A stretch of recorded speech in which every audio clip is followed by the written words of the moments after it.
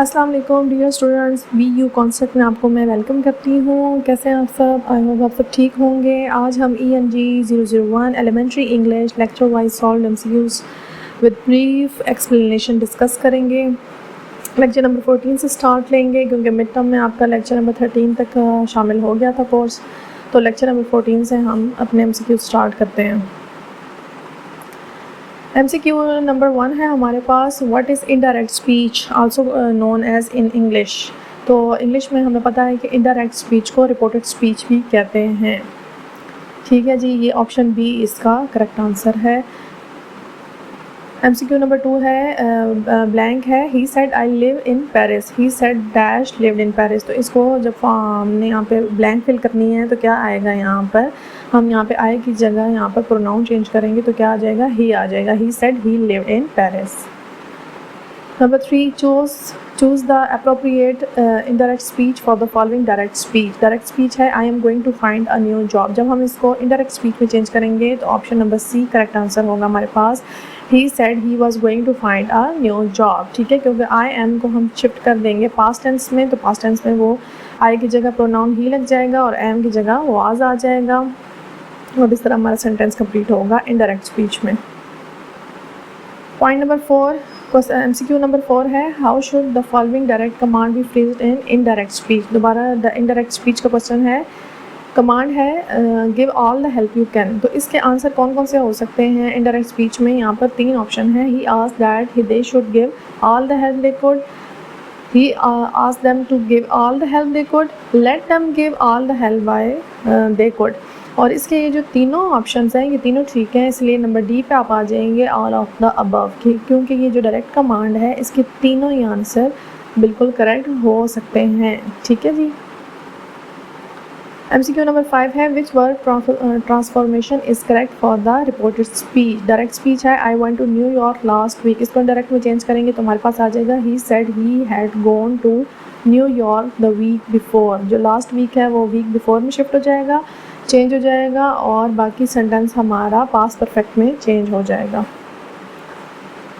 Lecture number 15 start करते हैं। Question है हमारे पास प्रोनाउन रेफरेंस का। In the sentence Jane and John move to the mountains where they build a log cabin to whom they refer. इसमें दे जो pronoun लगा है वो किसको रेफ़र कर रहा है? तो ये रेफ़र कर रहा है जी जेन एंड जॉन को।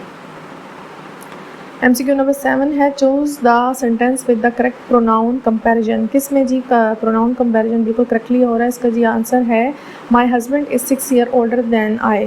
इसमें अक्सर हमें कन्फ्यूजन हो सकती है कि अगर यहाँ पे मी लिखा होता तो हम इसको सेलेक्ट कर लेते, लेकिन मी नहीं है, डायरेक्ट हमने प्रोनाउन का कंपैरिजन देखना है, तो इसमें आएगा my husband is 6 year older than I. Correct क्या है? आई लगा हो इस सेंटेंस में। तब select the sentence with correct use of who and whom. इसमें जी करेक्ट आंसर है he tells that story to whoever will listen. तो इसमें हु और होम से कंफ्यूज होकर हम होम नहीं सिलेक्ट करेंगे। अगर किसी सेंटेंस में यहाँ पे होता, हम यहाँ पर यही बताएंगे कि he tells the story to whoever he will listen. ठीक है, हूएवर यहाँ पर आएगा। In the sentence everyone on the team supports the coach. इसमें इनडेफिनेट प्रोनाउन एवरीवन को किस तरह सेलेक्ट हम ट्रीट करेंगे? उसको हम सिंगुलर जानेंगे, उसको हम प्लूरल जानेंगे, उसको हम पोजेसिव जानेंगे या डिमॉन्स्ट्रेटिव जानेंगे? इसको हम जी सिंगुलर जानेंगे यहाँ पे एवरीवन को। इसकी वजह क्या? इसकी वजह यहाँ पे फॉर्म ऑफ वर्ब जो लगी हुई है सपोर्ट्स, उसके साथ लगा एस लगा हुआ है। सपोर्ट यहाँ पे वर्ब की फॉर्म है और उसके साथ एस लगा हुआ है। एस कब लगता है? जब ही शी इट यानी सिंगुलर प्रोनाउन जुमले में लगा हो, तब हमारे पास यहाँ पे वर्ब की फॉर्म के साथ हम एस लगाते हैं। ठीक है, तो इसलिए एवरीवन को हम यहाँ पे सिंगुलर काउंट करेंगे। ये इसकी रीज़न है behind. Number 10, which sentence correctly treats the collective noun as singular. अब कौन सा कलेक्टिव नाउन यहाँ पर जो है वो उसको सिंगुलर हम काउंट करेंगे? तो ये जी ऑप्शन नंबर 1 है, ए है, the class respects the teacher. इसी में भी यही वजह है कि जो फॉर्म ऑफ वर्ब यहाँ पे रिस्पेक्ट्स लगी है उसके साथ एस लगा हुआ है। ठीक है, तो एस यहाँ पर क्यों लगा हुआ है? क्योंकि सिंगुलर है यहाँ पर द क्लास। हालांकि है ये कलेक्टिव नाउन है द क्लास, मतलब क्लास में 5 बच्चे हैं, 10 बच्चे हैं, उनको ओवरऑल सबको मिलाकर द क्लास कहा जा रहा है ना। कलेक्टिव नाउन यहाँ पर बन गया ये, लेकिन यहाँ पर उसके साथ एस इसलिए लगा है क्योंकि यहाँ पर ये सिंगुलर काउंट हो रहा है जुमले में, सेंटेंस में। Lecture number 16, which of the following sentence correctly use uses an adverb as a subject complement. इसमें जी नंबर बी जो है वो करेक्ट आंसर है। The arrangement work out perfectly for everyone. As we know adverb जो है जब word के साथ एल वाई होता है तो ये इसकी सबसे नॉर्मल और आम पहचान है कि जब एल वाई लगा होता है तो वो एडवर्ब फ्रेज़ बन जाती है। तो यहाँ पर जो है हमारे पास सब्जेक्ट कम्प्लीमेंट के लिए बेस्ट जो है वो परफेक्टली लफ्ज़ हैं इन सारे सेंटेंसेस में। ठीक है जी, ये परफेक्टनेस परफेक्टली ये सारे रॉन्ग हैं।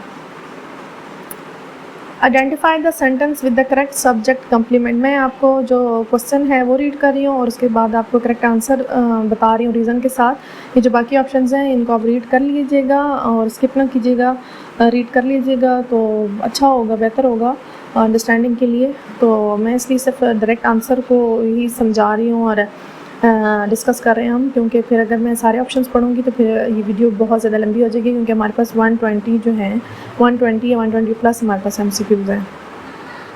Identify the sentence with the correct subject complement. The lilacs in our backyard smell especially sweet this year. ठीक है जी, इसमें स्वीट ही आएगा यहाँ पर। करेक्ट सब्जेक्ट कम्प्लीमेंट में हमारे पास सबसे जो बेहतर है वो स्वीट है, या स्वीटेस्ट, स्वीटनेस, स्वीटली, ये सारे नहीं हैं। ठीक है। विच of the following is the correct superlative form of adjective good. Good की क्या होती है? गुड, बेटर, बेस्ट होती है। तो क्या आंसर आएगा? बेस्ट आएगा। और ये भी याद रखें कि जब भी कभी हम सुपरलेटिव फॉर्म को बोलते हैं या जुमले में इस्तेमाल करते हैं तो हमेशा सुपरलेटिव फॉर्म से पहले दा का लफ्ज़ आता है, दा या दी। Choose the sentence that avoids a double negative. Double negative इनमें से जी ऑप्शन नंबर बी में अवॉइड हो रहा है। Management is not doing anything to see that the trash is picked up. एक दफ़ा यहाँ पे नॉट लग गया और फिर उसमें से पूरे जुमले को स्मूथली लेकर गए हैं, इसमें मज़ीद कोई नेगेटिव वर्ड नहीं डाला गया। Choose the correctly punctuated sentence. इसमें जी ऑप्शन नंबर ए है वो करेक्ट है। Nicholas is like fine wine, he gets better with time. इसमें जी हम यहाँ पर कंफ्यूज नहीं होना चाहिए हमें कि जस्ट कॉमा लगा दें उसको हम ऑप्शन ए बी को करेक्ट कर दें, क्योंकि पहले जी इन साहब की वो की गई है, तारीफ़ की गई है, उनकी खूबी बयान की गई है, उनकी खामी बयान की गई है और उसके बाद उनकी मज़ीद डिटेल दे रहे हैं। बीच में सेमी कॉलन आएगा क्योंकि मज़ीद उसमें डिस्क्रिप्शन आती जा रही है ना, डिटेल आती जा रही है, इसलिए। Lecture number 17, which sentence demonstrate the principle of unity. अच्छा जी, इसमें ऑप्शन नंबर ए जो है वो यहाँ पर हमारे पास करेक्ट आंसर है। Mister Norris, a well non economist, will speak at the October meeting. इसमें क्योंकि मिस्टर नॉरिस के जो बारे में जो ख़ास बातें थी वो सारी एक ही जुमले में समो दी गई हैं, तो इस तरह प्रिंसिपल ऑफ यूनिटी आ गया, यानी एक ही थॉट में थॉट को बिल्कुल कंबाइन करके मर्ज करके बयान किया गया। 17, which sentence follow the rule of coherence by correctly positioning modifying element? Option number A, the robber was described as a 6 foot tall man with a mustache weighing 150 pounds। क्योंकि यहाँ पे रॉबर की जितनी भी स्पेसिफिकेशंस थी, details थी, वो सारी एक ही जुमले में बता दी गई हैं। ठीक है, यहाँ पे कोहेरेंस का मतलब यूनिटी ऑफ थॉट ही है कि एक ही आइडियाज़ को मर्ज करके बयान कर लेना, बजाय इसके कि पूरा पैराग्राफ और उसमें कुछ जुमले ज़रूरी हों, कुछ जुमले गैर ज़रूरी हों और उनको हम एक ही पर्सनैलिटी को बयान करते रहें कि वो ये कर रहा है, वो ये कर रहा है, वो ऐसा है, वो ऐसा है, तो उस तरह फिर यूनिटी ऑफ थॉट नहीं होती। MCQ 18, what is the error in the following sentence related to emphasis? There are several projects that we must finish within this week। इसमें नंबर ए जो है the use of their weakens the sentence। ठीक है, तो ये इसका error है क्योंकि जो याद रखिएगा जो देयर और दिस का इस्तेमाल है सेंटेंस के शुरू में उसमें एम्फेसिस देने के लिए। अगर हम जुमला बयान कर रहे हैं और हम उसमें एम्फेसिस देना जा रहे हैं तो दिस से देयर से जब हम स्टार्ट करेंगे तो ये याद रखिएगा कि वो वीकन करता है सेंटेंस को। Which sentence show correct parallelism? Option number D, I was advise either to change my flight or to take the train. इसमें देखें चेंज माई फ्लाइट के लिए चेंज का लफ्ज़ यूज़ हुआ है और ट्रेन के लिए टेक का, यानी कि इसका बाकायदा पूरा बयान किया गया है इसके साथ, और इसके साथ बाकायदा अलग से बयान किया गया चेंज माई फ्लाइट वर्ब के साथ। ठीक है, तो इसलिए ये पैरेलल आ गए। इस तरह नहीं कहा गया कि चेंज माई फ्लाइट और ट्रेन, ठीक है, दोनों का अलग अलग पूरा पैरेलल थॉट बयान की गई है। MCQ 20, फॉलोइंग सेंटेंस में क्या ऐड करेंगे कि कंपाउंड स्ट्रक्चर कंप्लीट हो जाए? ऑप्शन डी, हु यहाँ पर मोस्ट सूटेबल है। सिंपल सा सेंटेंस है, अच्छा जी, primary focus of style pitfall का ये होता है कि यूजिंग फिलर वर्ड्स एक्सेसिवली, अगर बहुत ज़्यादा फिलर वर्ड एक्सेसिवली यूज़ होंगे तो ये इसके लिए पिटफॉल होगा, नेगेटिव यानी कि एस्पेक्ट है। फॉर्मल मैनर में यहाँ पर किस में इस्तेमाल नहीं हो रही, कॉन्ट्रैक्शन ऑप्शन नंबर डी में नहीं हो रही, कैन नॉट जो पूरा लिखा हुआ है। फॉर्मल में याद रखें कि हम कॉन्ट्रैक्टेड फॉर्म ही लिखते हैं, जैसे कांट, डोंट, इजंट और डजंट, इस तरह पूरी फॉर्म लिखते हैं। Choose a sentence that avoids splitting infinitive. He tried not to sneeze in the library. इसमें जी splitting infinitive को avoid किया जा रहा है। Not पहले आ गया, उसके बाद to आ गया और उसके बाद sneeze। देखें proper structure। Choose the formal alternative. अच्छा जी, इसका formal alternative है जी is not proper, यानी मैंने आपको पहले भी बताया कि short form में नहीं लिखेंगे तो full form इसकी is not है। इसी तरह could of की है could have, ठीक है जी, could have इसकी प्रॉपर फॉर्म है। ये यहाँ पे would have लिखा हुआ गलती से, ये could have। What does the term sorta? sorta का मतलब होता है in a casual manner, in a similar manner, ये जब हम फॉर्मल में लिखते हैं। अच्छा जी, What is the primary effect of ambiguity in writing? अगर राइटिंग में ambiguity हो तो इसका क्या इफेक्ट आता है? हेजिटेशन, डाउट, फ्रस्ट्रेशन काज होती है, ठीक है जी, क्योंकि तहरीर वाजिया नहीं होगी तो ज़ाहिर है रीडर फ्रस्ट्रेटेड हो जाएगा ना, उसको क्लैरिटी नहीं मिलेगी, क्लैरिटी ऑफ थॉट उसको समझ नहीं आएगी, उसको समझ नहीं आएगी कि राइटर किस पॉइंट को लिखना चाह रहा है और क्या कहना चाह रहा है और किस बात पे उसको असरअंदाज करवाना चाह रहा है। विच of the following sentence exhibits syntactical ambiguity? ये दो तरह की होती है एम्बिग्यूटी, दो सिंटैक्टिकल इसमें से एक टाइप है, और ये जो सेंटेंस ऑप्शन ए है ये इसमें करेक्ट आंसर है कि Mary said to her sister that the fault was hers. अब इसमें गौर करें तो इस जुमले में कोई समझ नहीं आ रही कि हर का यहाँ पे क्या मतलब है। अब हम समझते हैं कि मैरी की गलती है। अब जुमला पढ़ें, Mary said to her sister that the fault was her. अब हमें समझ आ गई कि मैरी की गलती है। अब दोबारा पढ़ें और ये जहन में रखें कि हर सिस्टर यानी गलती के लिए जो वो है हर सिस्टर इज़ रिस्पॉन्सिबल, ठीक है। अब पढ़ें, Mary said to her sister that the fault was hers. तो कोई समझ नहीं आ रही कि फॉल्ट किसकी है, किसकी तरफ रेफरेंस किया जा रहा है, तो ये सिंटैक्टिकल एम्बिग्यूटी है। How many types of ambiguity? तीन तरह की हैं हमारे राइटिंग कॉन्टेक्स्ट में इस चैप्टर में, ठीक है। चैप्टर नंबर ये कौन सा है आप चेक कर लें, लेसन 19 में आपके हैंड आउट्स में। Which type of ambiguity can be necessary due to the context और सब्जेक्ट मैटर? इंटेंशनल एम्बिग्यूटी, जो राइटर खुद से देना चाह रहा होता है, जब तहरीर शुरू कर रहा होता है या बीच में, या जैसे प्ले की फॉर्म में ना, जब वो बिल्कुल क्लियर नहीं बता रहे होते कि मुजरिम कौन है, कोई सीरीज़ चल रही हो, कोई किलर सीरीज़ या कोई इस तरह, तो ये इंटेंशनल एम्बिग्यूटी जो है राइटर खुद से देता है। What are cliches? Option number A, phrases that have lost originality and become tiresome. Meaning of employment terminated, euphemism है यहाँ पर हमारे पास, तो इसका मीनिंग है fired, यानी कि जॉब ख़त्म हो जाना, मुलाज़मत ख़त्म हो जाना। What is the characteristic of grandiloquence in language? It pompous and colourful। ये लैंग्वेज को जी कलरफुल देती है, कलर मतलब उसके अंदर वैरायटी लाती है, दिलकशी लाती है, ठीक है। जब हम लैंग्वेज में इस टेक्निक को इस्तेमाल करते हैं।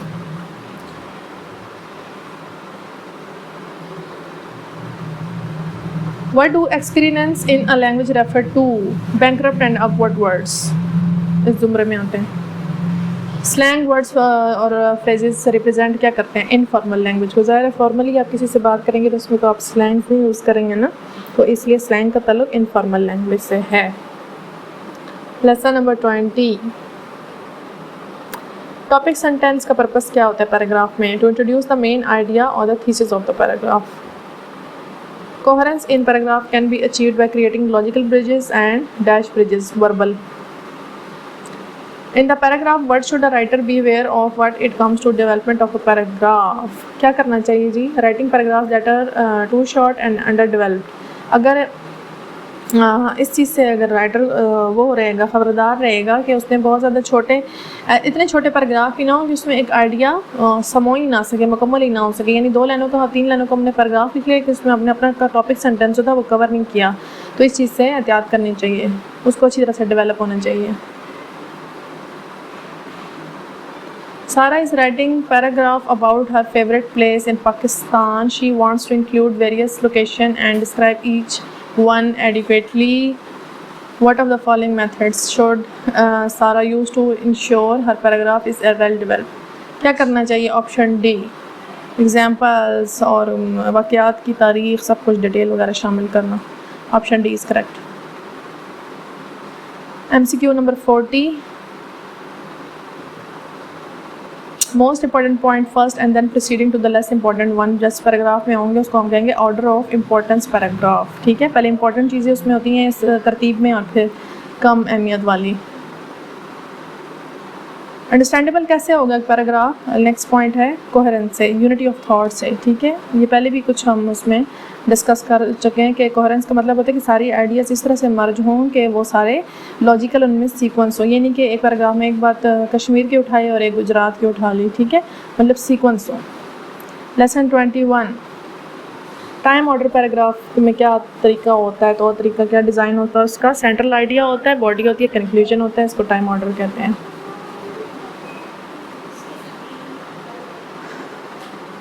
What do time order paragraph use to organize information? Dates की तरतीब जो होती है वो टाइम को बस माइंड में ये छोटा सा कोड रखने के टाइम डेट, यानी डेट में हम टाइम बताते हैं, टाइम में हम डेट बताते हैं, तो इससे फिर आपको ये माइंड में रहेगा कौन सा ऑर्डर होता है। स्पेशल ऑर्डर पैराग्राफ में स्पेसेस एंड लोकेशन, जगहों से मुतल्लिक होता है ये। 45, you want to write a paragraph describing a place you know well without drawing a diagram first। आप बताना चाहते हैं आपको एक जगह बहुत अच्छी तरह आप जानते हैं, आप तस्वीर नहीं बनाना चाहते, किस तरह का पैराग्राफ आप लिखेंगे? टाइम से बताएंगे, स्पेशल से बताएंगे, मल्टी पैराग्राफ का कॉन्ट्रास्टिव से बताएंगे, स्पेशल से बताएंगे क्योंकि वो जगह वगैरह से ताल्लुक था। ठीक है। This type of composition explains the reader for choosing a career and its resulting effect on one's life। cause and effect composition, क्योंकि अगर आप एक करियर को डिस्कस कर रहे हैं तो पहले आप उसकी काजेज़ बताएंगे कि आप क्यों इसको लें, और फिर उसके फैक्ट्स बताएंगे कि आप इसको क्यों इस शोबे को अख्तियार करके आप पे क्या असर आएंगे, मतलब क्या आपको नताइज देखने पड़ेंगे। Lesson 22, MCQ 47, prompts in an essay topic statement, they are key terms or points that need to be covered in the essay। यानी कि वो सारा मेन पॉइंट जिसका अहाता एक मज़मून में लाजमी है होना। When writing an essay, it is important to avoid dash phrases, ready-made phrases जिन्हें लेने चाहिए इसमें से ताकि क्लैरिटी हो। Which sentence use the active voice? The secretary will cancel the meeting। क्यों भाई हमने क्यों सेलेक्ट किया why? Because सब बाकी सब में by है और by जो है पैसिव वॉइस की निशानी है, जनरल निशानी। You are tasked with writing an essay comparing to influential political theories। दो तरह की theories मैं बताई हैं आपको और उसमें आपने कंपेरिजन ड्रा करना है, तो आप कौन सा टाइप लेंगे? कंपेयर की लेंगे। लेसन 23, सिग्नल वर्ड्स क्यों इस्तेमाल होते हैं? Bridge two ideas together. ठीक है, सिग्नल के बाद आपका क्या है? Bridge two ideas together mind में रखने। Which conjunction should be used to combine the following sentence? The Harrisons were having a party because their daughter was getting engaged। ठीक है जी, ये बाकी सारी suitable नहीं है, most suitable because है। Which transition should be used? The police issues a warning on radio, therefore a dangerous man had escaped from the hospital। most suitable therefore यहाँ पे conjunction है। नेक्स्ट भी आ गया जी, कंजक्शन का ये है कि Mary was worried about the killer, however her husband was only worried about the car. ज़रूरी नहीं है कि यही वाली लाइन्स आपके पेपर में आएँ, बस मिलती जुलती लाइन्स आ जाएंगी, आ सकती हैं। तो बस ये आपको जनरली कंजक्शन का इस्तेमाल आना चाहिए, या कंसेप्ट आपको क्लियर होंगे तो फिर आप एग्जांपल्स तो बहुत से भी हों तो आप कर लेते हैं ना, हो जाता है। Lesson 24, expository writing is made of writing that aims to informal and inform and explain the reader.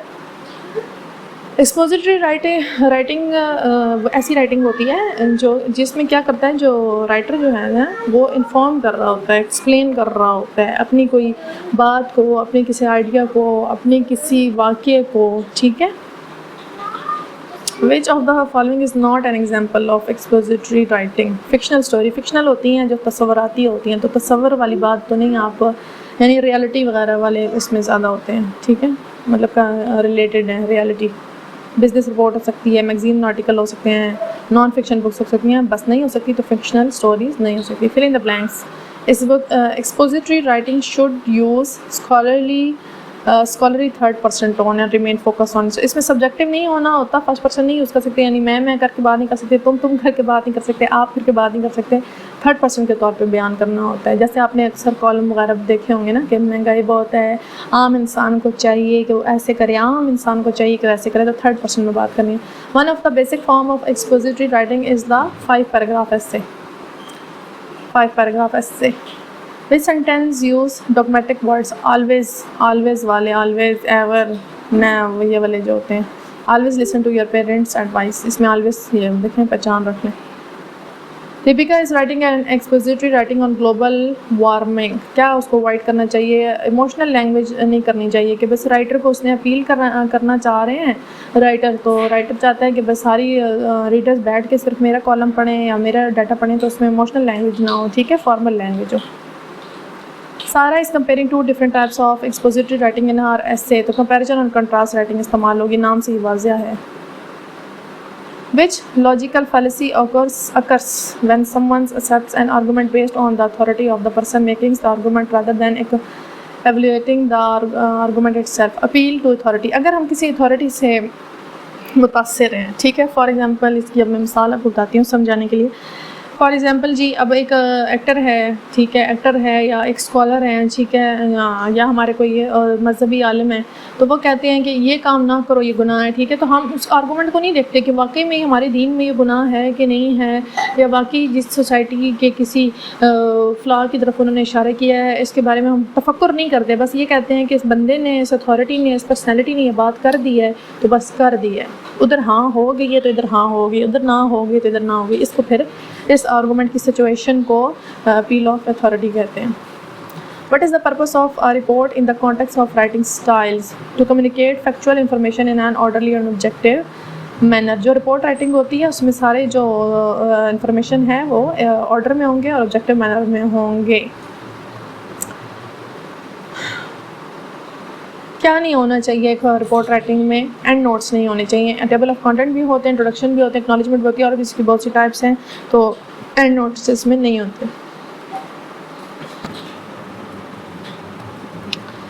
The actual difference between memo and later type short reports lies in the body of the document. जो नफ्स मजमून होता है, main body होती है, उसमें फ़र्क होता है। What is the main purpose of narrative writing in essay? To explore the author's values and reflection। ठीक है जी। नरेशन, जब आप अपनी कहानी बयान करेंगे तो क्या बयान करेंगे? आप अपनी वैल्यूज़, अपनी रिफ्लेक्शन, अपने वाक़यात, तो उसको सारे को जो है ना आपके जहन में जो भी याददाश्त होगी किसी भी वाक़े को लेके उसको बयान करेंगे, उसको नरेशन में कहेंगे। What is the main goal of persuasive writing? To argue a viewpoint and convince the audience to accept it। भाई मैं आपको कहती हूँ कि बिजली की कीमतों में बहुत इजाफा हो रहा है, और फिर मैं ऐसे कोई मजमून लिखती हूँ परसुएसिव राइटिंग में कि आप सबको कन्विंस करा देती हूँ कि वाकई बहुत इजाफा हो गया और अब हम सब एहतजाज करना चाहिए, ठीक है जी। तो ये इस तरह का इस मंज़र में ये बात हो रही है। विच of the following rhetorical device involves presenting opposing ideas and viewpoint within the same sentence or paragraph? Antithesis। Antithesis में क्या होता है? ये कैसी डिवाइस है जिसमें एक ही जुमले में देखें, एक में मतलब प्लस और एक में माइनस बात होगी। मैं आपको कहती हूँ क्या आप तालीम हासिल नहीं करना चाहते, और फिर मैं आपको फ़ौरन कहती हूँ आप तालीम हासिल करना ही नहीं चाहते, ठीक है, ऑपोजिट एंटीथीसिस बात हो गई। या मैं कहती हूँ हमें फ़लाँ काम के लिए एहतजाज करना चाहिए, और मैं फ़ौरन कहती हूँ कि हमें बिल्कुल ऐसा नहीं करना चाहिए, ये एंटीथीसिस हो गया। What is descriptive writing? Option C, the act of using words to vividly describe place, people, objects, sensory experience। ये सारा इसमें से मतलब कि अगर आपको वो बुलेट्स बना कर दे दें पेपर में या कुछ भी, तो बस ये आपको पता होना चाहिए कि सारे इर्द गिर्द माहौल में जितनी चीज़ें उनके बारे में सेंसेस से रिलेटिव एक्सपीरियंस के हवाले से जितनी भी चीज़ें हम देखते हैं, सुनते हैं, इर्द गिर्द महसूस करते हैं, उनके बारे में सारा बयान डिस्क्रिप्टिव राइटिंग में आ जाएगा। Which of the following characteristic is not part of good descriptive writing? Passive verb इस्तेमाल करना, option C, general adjective use करना और उसमें एम्बिग्युइटी आ जाए। 72 शोइंग और टेलिंग का पर्पस क्या है, प्राइमरी पर्पस, ठीक है, यानी कि टेलिंग के बजाय showing, to engage the reader's imagination create a vivid and memorable description. यानी कि टेलिंग में तो जो होता है रीडर जो होता है ना वो इतनी दिलचस्पी नहीं लेता, लेकिन अगर इस तरह से वाक़े को बयान किया जाए जैसे उसके जहन में सारा तख़य्युल में वाक़ हो रहा है और वो उसकी इमेजिनेशन कर लेता है, तो फिर वो शोइंग का उसका बन जाता है, उसके शोइंग के मतलब एरिया में आ जाता है, अंडर एरिया में आ जाता है। और उससे क्या होता है, इसका फ़र्क क्या होता है कि रीडर उसके अंदर जो है ना बहुत ज़्यादा दिलचस्पी लेता है, उसके अंदर जज़्ब हो जाता है। Which of the following senses are important to include in descriptive writing beside visual details, sound, touch, taste? Shooting an elephant किस ऑथर का ऐसे है, ठीक है, जिसमें descriptive writing that focus on the use and abuse of power.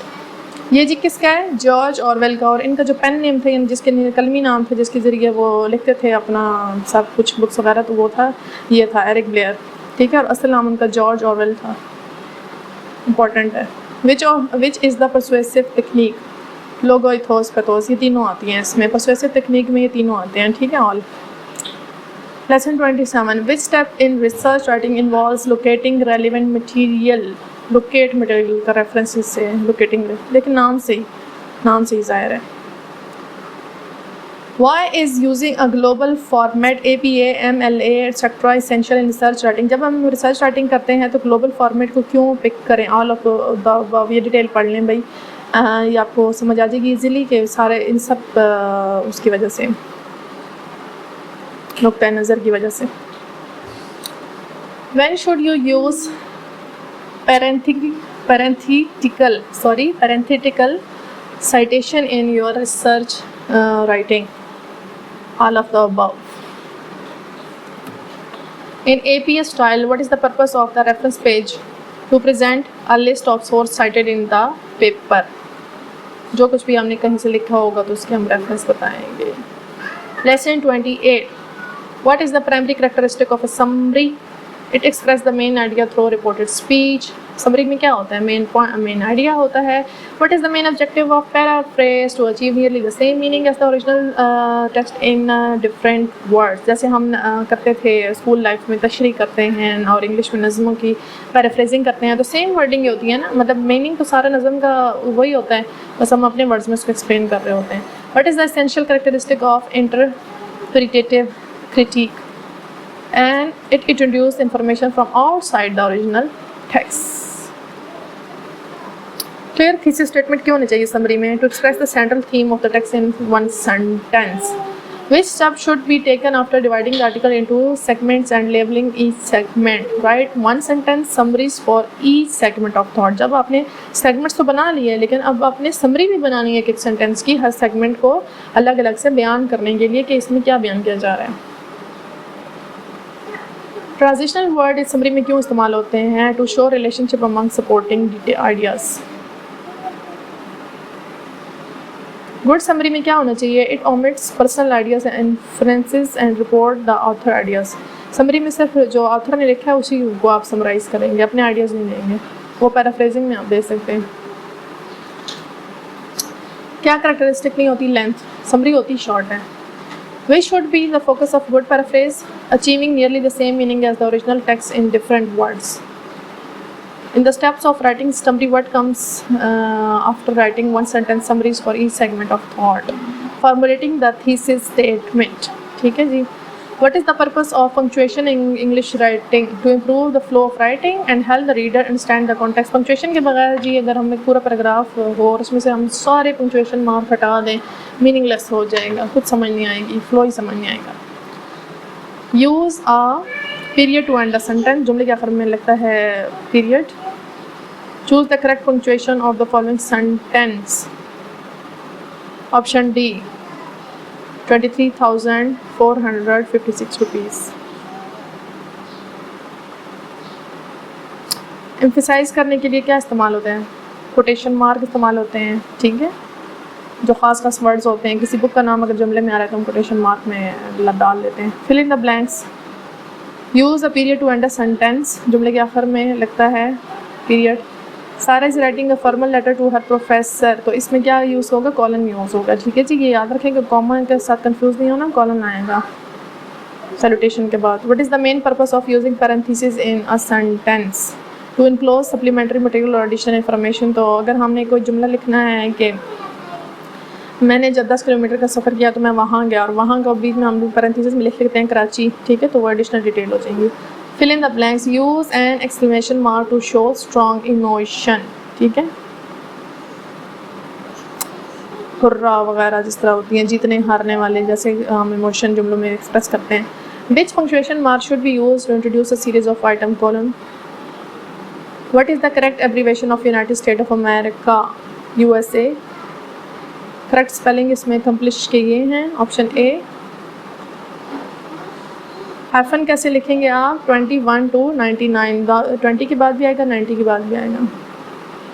क्या capitalise होने चाहिए, ये सारे नॉर्मल वर्ड्स हैं। जर्नलिस्टिक राइटिंग जो है प्रॉपर नाम है राइटिंग्स का, तो इसलिए यानी कि जो भी किसी चीज़ का नाम होगा, प्रॉपर नाउन होगा, तो ज़ाहिर है वो फिर कैपिटलाइज होगा।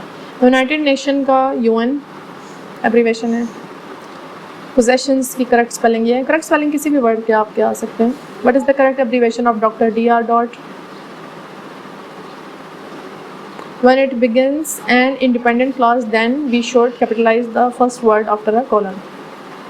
फिर करेक्ट स्पेलिंग आ गए नेसेसरी के। यूनाइटेड किंगडम की है UK एब्रीवेशन, क्या कैपिटलाइज नहीं होगा, गोडी यूनिवर्सिटी, क्योंकि प्रॉपर नाम नहीं है। Federal Bureau of Investigation FBI, correct spelling आ गया। फिर नॉर्थ अटलांटिक ट्रीटी ऑर्गेनाइजेशन को क्या होता है, NATO, क्या कैपिटलाइज होना चाहिए, the federal government, proper name. Central intelligence agency को CIA कहते हैं, स्पेलिंग आ गए। National association for the advancement of coloured people, क्या आ गई, NAACP। एडजेक्टिव जब डिक्शनरी में हम देखते हैं तो किस तरह ADG किसको रेफर करता है, adjective. PR transitive verb, PRP for preposition, INTR for intransitive verb, the and. ठीक है जी, ये सारे हमने स्टूडेंट डिस्कस कर लिए हैं, सारे MCQs जो इम्पोर्टेंट थे लेसन नंबर 14 से लेकर लेसन नंबर 30 तक, और होपफुली आपको समझ आ गए होंगे। कुछ में मैंने आपको ब्रीफली एक्सप्लेन किया है, कुछ में मैंने जल्दी जल्दी भी रीड किया है, ताकि वीडियो जो है आपकी कम टाइमिंग वाली बन जाए और आपका टाइम ज़्यादा से ज़्यादा स्टडी के लिए मुख्तस हो जाए। और ये सारे MCQs क्रॉस चेक हैं आपके हैंड आउट्स के साथ, इसमें गलती की गुंजाइश नहीं है, लेकिन फिर भी इंसान खता का पुतला है। अगर फिर भी आपको कहीं लगे आप कंफ्यूज हों या आपके माइंड में कोई क्वेश्चन हो, आप कमेंट सेक्शन में ज़रूर पूछें, मेरी भी इन्फॉर्मेशन में इजाफा होगा और बाकियों का भी भला हो जाएगा। इसके अलावा आपसे रिक्वेस्ट है कि हमारे चैनल को सब्सक्राइब करें, ताकि हमें मोटिवेशन मिलती रहे और हम मज़ीद इस तरह की वीडियोज़ बनाते रहें और आपकी और अपनी और सबकी हेल्प करते रहें। तो होपफुली आपके साथ नेक्स्ट वीडियो में किसी में मुलाकात होगी, और अच्छी तरह से पेपर की तैयारी करें। अल्लाह पाक आप सबको कामयाब करे, अल्लाह पाक आप सबके लिए आसानियाँ करे, और अल्लाह पाक आप सबकी जायज़ ख्वाहिशात को पूरा करें। आमीन सुम आमीन।